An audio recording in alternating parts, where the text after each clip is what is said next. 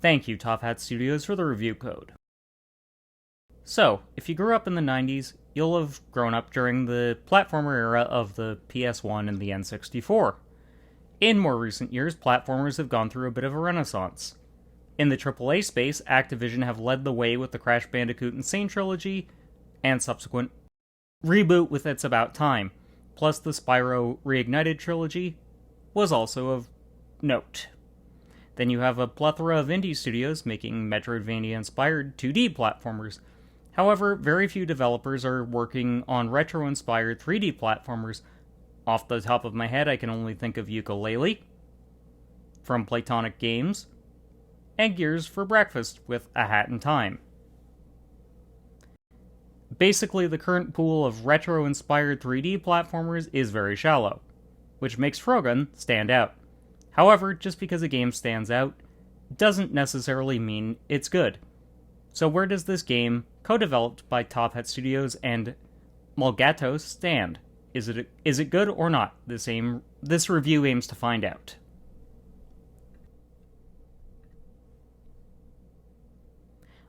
While this game certainly presents well, and it's impressive it functions as well as it does, considering Mulgato is only one guy, this game definitely is on the jankier side, giving me major Croc vibes. This is both a good and a bad thing.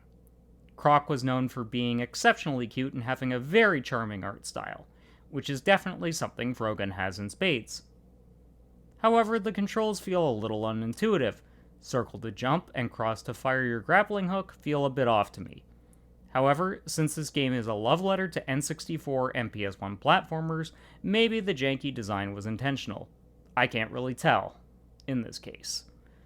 Renata, the main character of this game, definitely suffers a bit from these tank controls, and she feels stiff and heavy at times.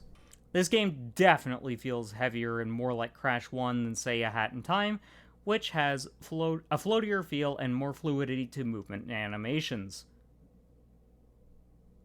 Speaking of A Hat in Time, speedrunning is something that Frogun embraces wholeheartedly. There are actually collectibles you can get at certain points for completing levels under a certain amount of time. This is definitely going to add replayability to the game, along with develop a community for it. Twitch, for example, and YouTube are more than likely going to see a lot of speedrunners cropping up for this particular game. Another area where this game can be compared with A Hat in Time is how charming the game presents itself. The cutscenes are actually one of these. It really feels like a Saturday morning cartoon at points in time. However, one of my complaints with the cutscenes is the lack of voice acting.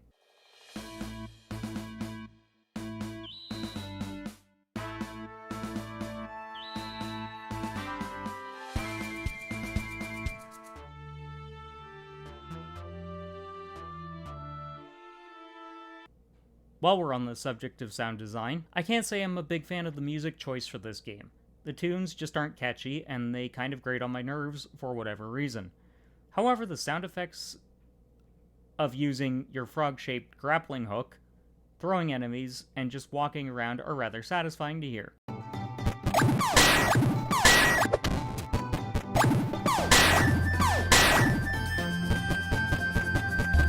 While Frogun has a lot of warts to it, the races being a perfect example of this, the game is definitely fun. However, the game can be rather frustrating in the same way games of the late 90s and early 2000s were. The lack of auto-camera in a 3D platformer is frustrating, and the lack of auto-targeting when Frogun has an object in his mouth makes certain moments more frustrating than they should be.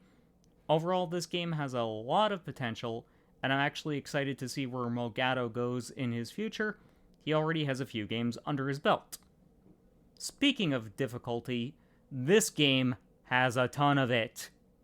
You are going to be pulling your hair out, shouting, and swearing repeatedly at your television, or your computer screen, depending on which platform you play it on. While games that it's homaging were definitely very difficult, the gaming industry has certainly moved on from them. This is both a good and a bad thing, If you really like difficult, challenging platformers, you're going to really enjoy yourself with this one.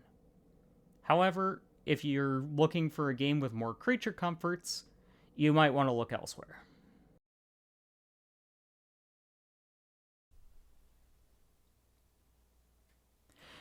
If you're looking for a basic platformer that calls back to yesteryear, this game will definitely fit the bill. And at $14.99 USD, it's not a bad price either. However, if that isn't what you're looking for, either wait for a sale or skip this game entirely. For those in Canada, the game costs $20, and for those in Europe, it's €15. My final rating for Frogun is a 7 out of 10. Thanks for watching, everyone, and again, thank you Top Hat Studios for the review code. While I found a lot of negatives with Frogun, I did genuinely enjoy my time with it. If you're interested in more of my content, you can watch me over on twitch.tv/Leafer90. Also, if you want to hang out with me in my downtime, you can join my Discord. Links in the description below.